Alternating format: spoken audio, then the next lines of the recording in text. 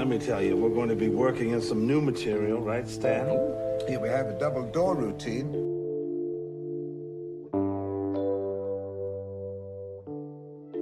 What would make a man skip the funeral of his lifelong best friend? Stan Laurel and Oliver Hardy weren't just comedians, they were legends who shaped the very soul of comedy. Yet behind the laughter lay years of tension, heartbreak, and silence the world never saw. For decades, fans have wondered why Stan never came to say goodbye to Hardy. But the truth is far more heartbreaking than anyone imagined. Comedy's most iconic duo. Stan Laurel and Oliver Hardy were opposites in every way, yet together they created a chemistry that changed comedy forever. One tall and lean, with a look of innocent confusion permanently frozen on his face. The other was round and proud, carrying himself like a man who thought he had everything under control until the world decided otherwise. Together, they created a rhythm of comedy that would echo for generations. Their timing, their chemistry, and their effortless chaos made them the most recognizable duo in Hollywood's golden age of laughter. Yet behind the lights, scripts, and perfect slapstick routines, their personal lives were marked by challenges that didn't always make it to the public.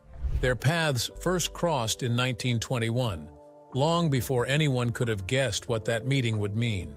The film was called The Lucky Dog, a small, silent comedy that didn't make much of a splash. Stan played a hapless man robbed by a crook, while Oliver played the crook. They barely shared scenes, and neither one could have imagined they'd become half of something historic. At the time, both were just trying to survive the wild early years of Hollywood, where actors drifted from one short film to another, hoping for a paycheck and maybe a bit of recognition. Stan Laurel grew up surrounded by the smell of grease paint and sawdust. His parents ran a theater, and from the start, he was drawn to the stage lights. He joined Fred Karno's vaudeville troupe, the same company that launched Charlie Chaplin into stardom. Stan worked as Chaplin's understudy, watching closely as Chaplin built entire worlds out of small gestures and silence.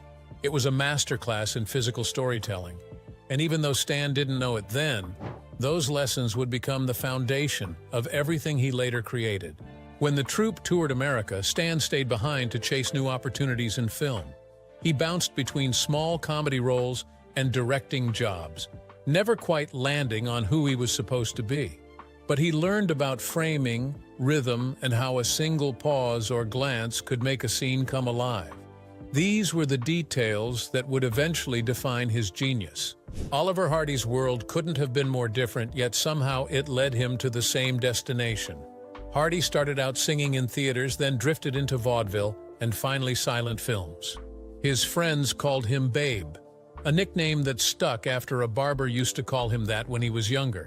He was larger than life, both in presence and in personality. By the early 1920s, he'd already appeared in hundreds of films, not exactly as a star, but as a dependable supporting actor who could turn even a small role into something memorable. When the Hal Roach Studios decided to pair Laurel and Hardy officially in 1927's Putting Pants on Philip, something clicked instantly. It wasn't forced or manufactured. It was natural. Laurel's fragile, childlike wonder played perfectly against Hardy's grand self-importance. Laurel would blink, tilt his head, and look helplessly at the camera, while Hardy would roll his eyes, puff his chest, and try to maintain dignity in the middle of disaster. Their chemistry didn't just work, it became a language of its own. Over the next 2 decades, they built an empire of laughter. They made over 107 films together, and each one was a masterclass in physical comedy. They didn't rely on dialogue or quick punchlines. Instead, they built humor from timing, rhythm, and emotion. Their theme song, the Cuckoo Song, became one of the most recognizable pieces of music in film history. Just a few notes could bring audiences to attention, signaling that chaos and charm were about to unfold. Critics admired their balance, the fool and the frustrated gentleman, 2 extremes orbiting each other in perfect comic harmony. Their fame spread far beyond America. They toured Europe, where audiences adored them as if they were folk heroes. Decades later, in 2005, British comedians voted them the 7th greatest comedy act of all time, proof that their humor had never truly aged. But even legends can't stay untouched by time. By the late 1940s, the world that had once loved slapstick was changing. After the war, audiences craved new and modern kinds of entertainment. The magic that once filled theaters started to fade, and when Laurel and Hardy made their final film, Atoll K, in 1951, the cracks were impossible to ignore. The production was a nightmare from start to finish. Both men were in poor health. The script was weak, and communication between the French and Italian crews made everything worse. The result was a film that couldn't live up to their legacy, and for the first time, the laughter didn't feel effortless anymore. It marked the end of an era, not because they'd lost their spark, but because the world around them had changed. Still, even as the cameras stopped rolling, their bond would carry on, through triumph, illness, and heartbreak. And for Stan Laurel, it would lead to one final, unspoken decision that would leave fans wondering for decades to come. Stan's personal battles. Stan Laurel might have made the world laugh, but his own life was often a storm he couldn't control. Away from the cameras, he was a man consumed by work, tangled in complicated relationships, and driven by a need for perfection that rarely let him rest. His troubles often began where his heart did. Stan's love life was a series of bright beginnings that quickly turned into public turmoil. He was married 5 times, though only to 4 women, one of them twice.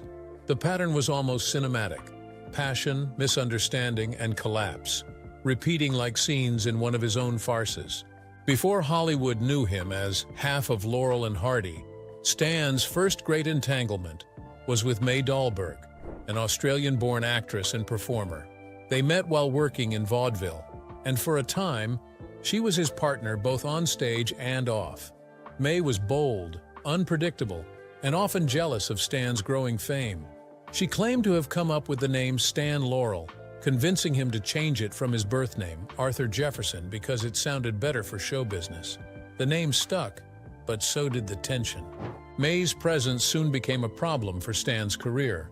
She had a habit of inserting herself into his professional life by interrupting rehearsals, challenging directors, and creating uncomfortable scenes on set. The producers at Hal Roach Studios saw her as a liability, and her reputation began to affect Stan's opportunities. By 1925, the situation had become so strained that producer Joe Rock made a remarkable offer. He reportedly agreed to pay May a settlement, some say as much as $10,000, if she would leave Stan and stay out of the United States for good. She accepted, and for the first time in years, Stan could breathe. But that kind of resolution doesn't erase the emotional wreckage it leaves behind. His later marriages didn't bring peace either. Stan married actress Lois Nielsen in 1926, and for a time, it seemed stable. They had 2 children, but fame and long work hours drove them apart. After their divorce, Stan married Virginia Ruth Rogers, then divorced her, then married Vera Shuvalova, a Russian opera singer, only to return to Ruth again. It was a carousel of affection, regret, and attempts at redemption. He wasn't cruel or distant. He was simply restless, always searching for a calm he couldn't find. Even in his most private moments, Stan's true marriage seemed to be to his work. While Oliver Hardy enjoyed a more relaxed approach to filmmaking, trusting directors and scripts to do their part, Stan couldn't let go of control. He was the creative engine of the duo, not officially credited as writer or director most of the time, but everyone at Hal Roach Studios knew who was shaping the films. He wrote gags, edited scenes, reworked scripts, and constantly reimagined how to make something just a little funnier, a little sharper, and a little more perfect. There were stories of him spending hours in the editing room, adjusting timing by fractions of a second, convinced that a single misplaced pause could ruin an entire joke. Colleagues remembered how he would rehearse endlessly, then scrap a whole scene if it didn't feel right. Comedy for Stan wasn't about luck or impulse, it was architecture. Every fall, glance, and hesitation was designed with precision. That perfectionism was part of what made Laurel and Hardy timeless, but it came at a cost. The responsibility weighed heavily on him. While Hardy could leave the studio and unwind at a golf course or party, Stan carried the work home. He was constantly sketching ideas, rewriting lines, or calling editors late at night to tweak something that had been bothering him. When the duo's fame reached its peak, the pressure to stay at that level only intensified. Audiences expected perfection every time, and Stan took that expectation personally. Over time, the strain began to show in his health. He developed diabetes, and by the 1940s, heart problems began to slow him down. Long hours and emotional stress took their toll, but he refused to step back. His work had become inseparable from his identity. Even when he was too weak to perform, he continued writing sketches and notes for future films that never came to be. The fame that once lifted him eventually became a burden. Hollywood was changing, and the kind of comedy he had built his life on was no longer the center of attention. Sound films, new styles, and faster pacing made the slow, deliberate humor of the Laurel and Hardy era seem old-fashioned to younger audiences.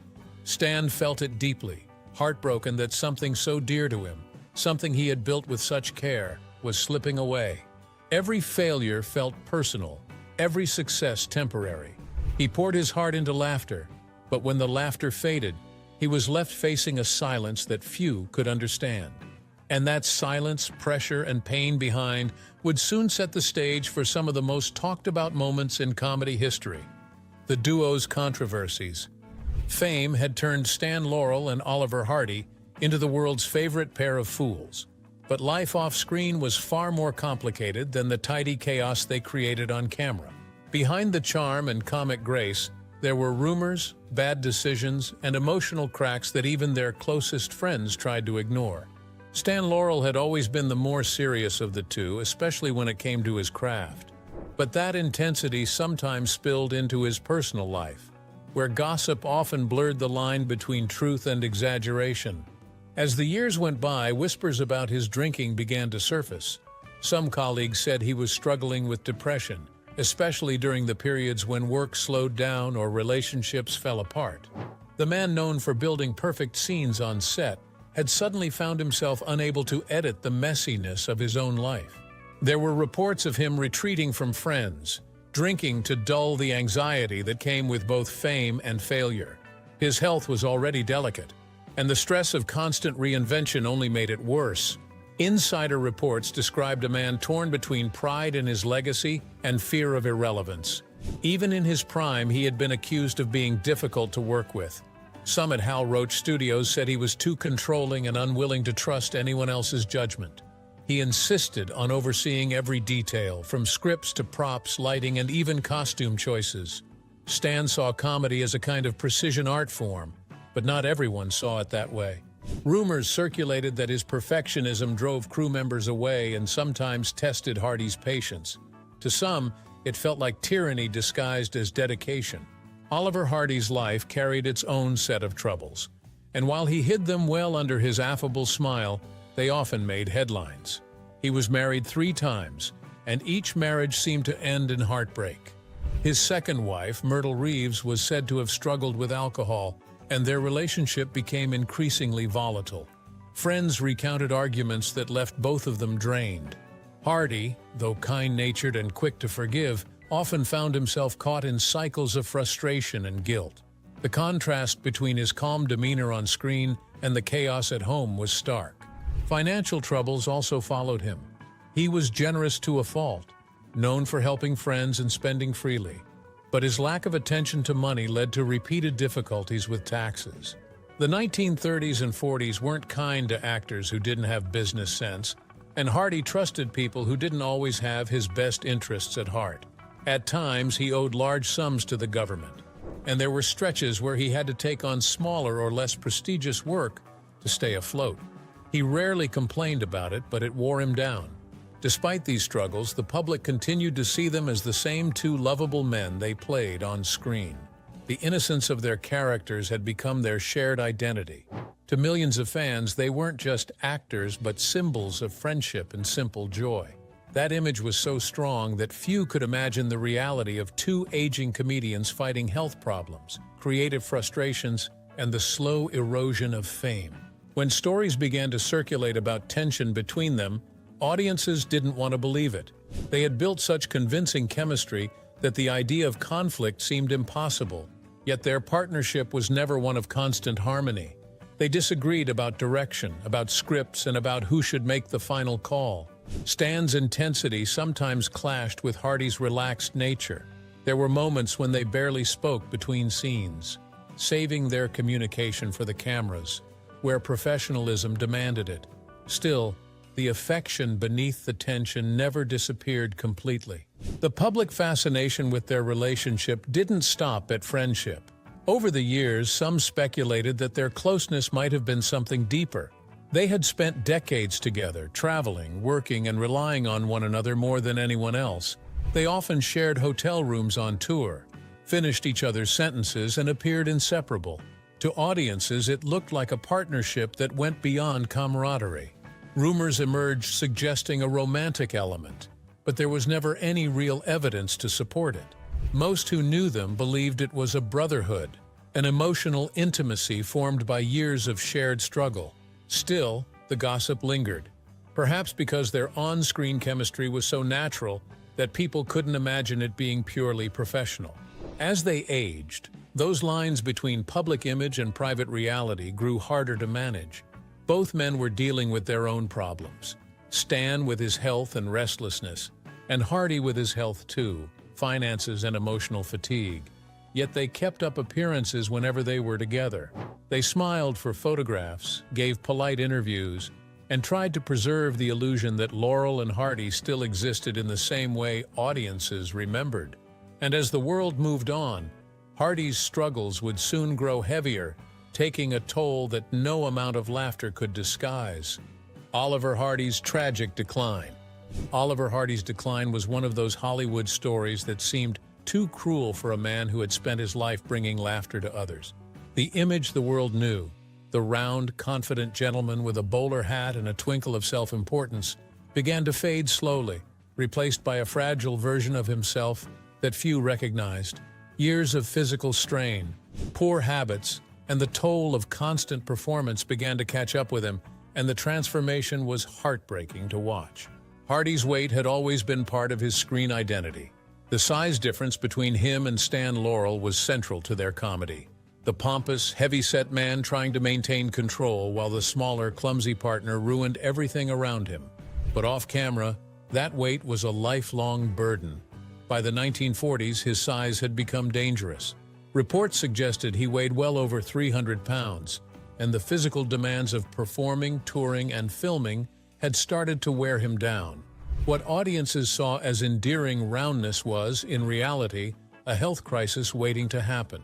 In 1954, Hardy suffered a mild heart attack. It wasn't immediately fatal, but it forced him to confront the one thing he had ignored for decades: his health. The scare pushed him to make drastic changes. Under his doctor's orders, he began a strict diet, determined to regain control.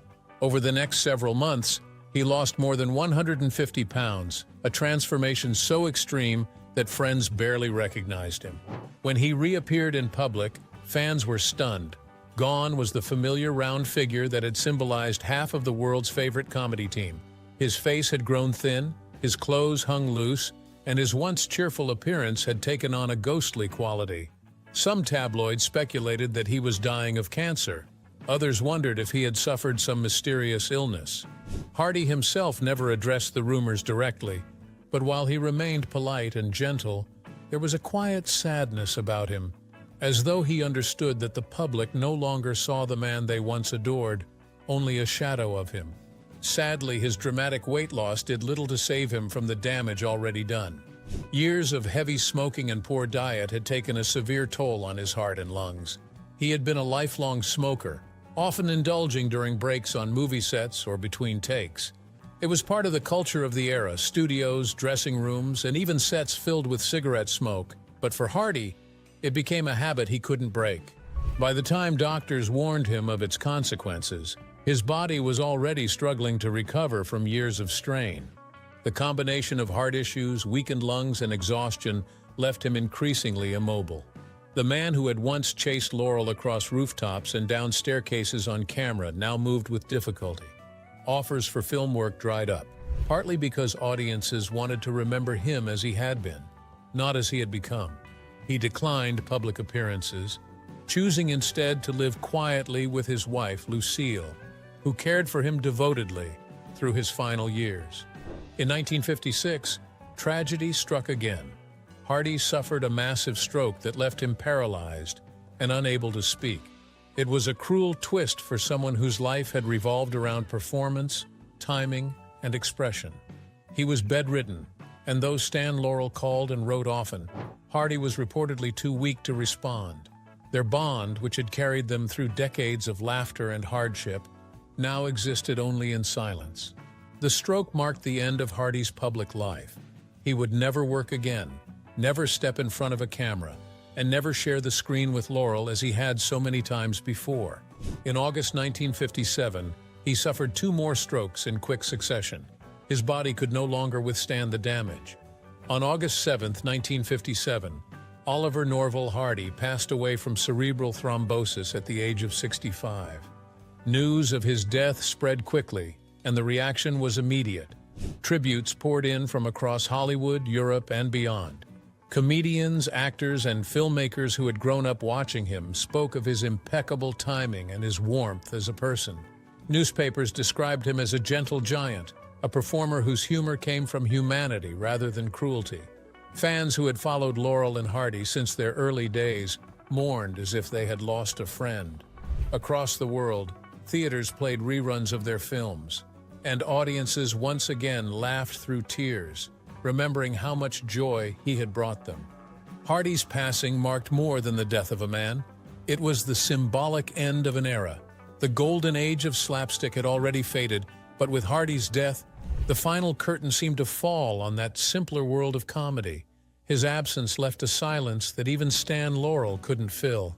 And in the weeks after Hardy's passing, fans waited to see the one man who had shared nearly every frame of his life. But when the day of the funeral came, something unexpected happened that left everyone shocked. Reasons for Stan's absence. Oliver Hardy's funeral took place on a warm August day in 1957 at Valhalla Memorial Park in North Hollywood. It was a modest ceremony, quiet, dignified, and filled with faces from the past. Family, friends, and old colleagues gathered to say goodbye to the man who had been half of one of cinema's greatest partnerships. Photographers waited outside, hoping to capture one image everyone expected to see. Stan Laurel, standing beside his lifelong friend one last time. But he never came.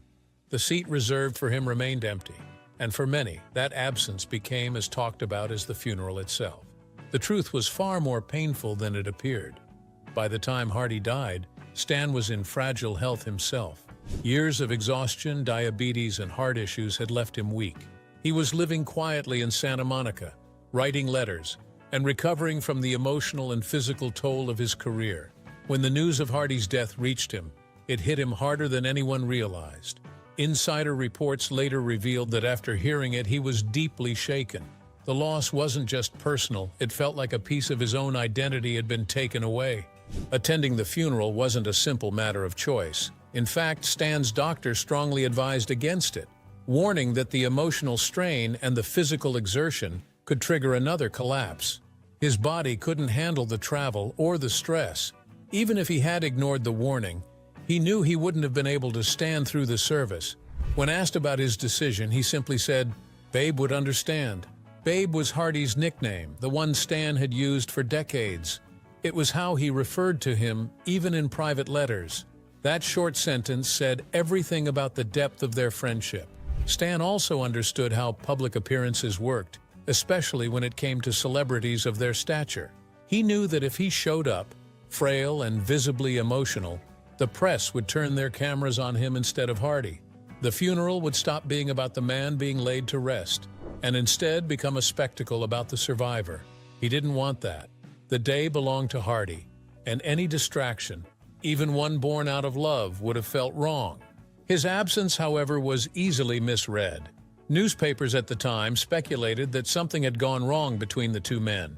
Some claimed that they had fallen out before Hardy's illness, or that their partnership had ended on bitter terms. Others suggested pride or guilt, that perhaps Stan couldn't face seeing his friend buried. Fans wrote letters to magazines, confused and disappointed. For people who had grown up watching the inseparable pair stumble and recover together on screen, it was almost impossible to imagine that one of them wouldn't be there to say goodbye to the other. But those closest to them knew the truth. In private conversations and later interviews, Laurel made it clear that there had been no quarrel. no unresolved resentment.